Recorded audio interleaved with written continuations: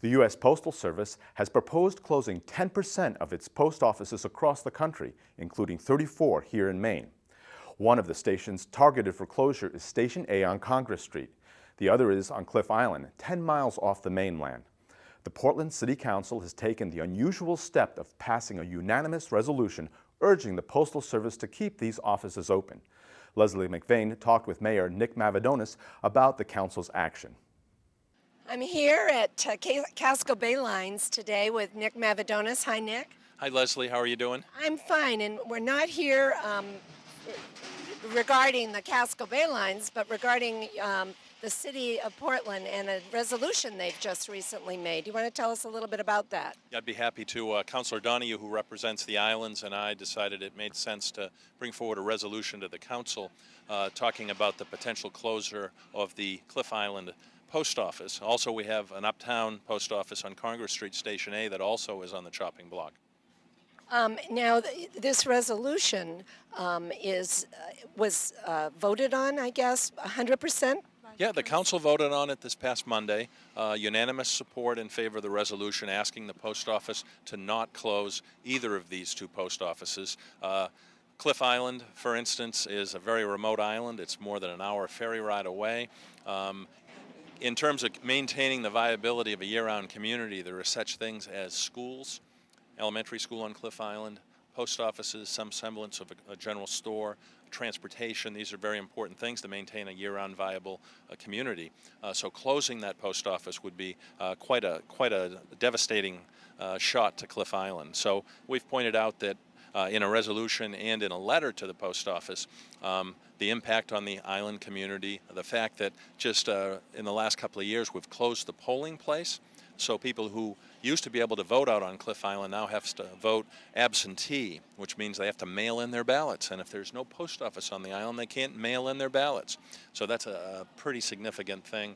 As we said also for the uptown post office, one of our post offices that deals with some of the more disadvantaged folks in our communities. They need that post office in order to really maintain contact and get packages, and it would be another devastating blow to have that close in the downtown. Right, that is a post office used often by people who are handicapped or the elderly. Yes, and also many of our immigrant communities. So we will strongly oppose any closure of these two post offices. And the year-round community of Long Island, a lot of the people who live out there year-round are fishermen, and they can't come in. They're out on the water doing their job, and by the time they get back, it's too late, and they can't bring their boat in and back every day because it costs too much. Oh, absolutely. There's a fuel cost to them, but as you said, the Cliff Islanders, many fishermen live out there. They're out making their living, and if they take time to come into Portland to deal with postal needs on a regular basis, that's time that they can't make money. Right. Well, it is important, and many places where post offices are closing have stores where they take over that responsibility. That's another situation on Cliff Island. The store closes in the winter. It's open one day for a few hours. Yeah, absolutely. And as I said, island schools, post offices, stores, or at least some skeleton schedule of a store are what allows a year-round island community to remain vibrant and viable, and if we start seeing those erode, it has a terrible negative impact on that community. It's an island at risk. It is. Thank you, Nick, and thank the city. You're welcome, Leslie. I'm glad hopefully we can be helpful. Thank you. Roger Burley is a lifelong resident of Cliff Island. Roger, how do you feel about the possible closing of the Cliff Island Post Office? Well, we faced this before, and we had to be really creative with making sure we kept our post office open, because the post office is one of the three legs of the stool of keeping our community a real community, because the school, the store, and the post office is where our connections are made with each other and what we rally around to support. And we faced the prospect of a set of lock boxes at the wharf, but that just isn't going to work.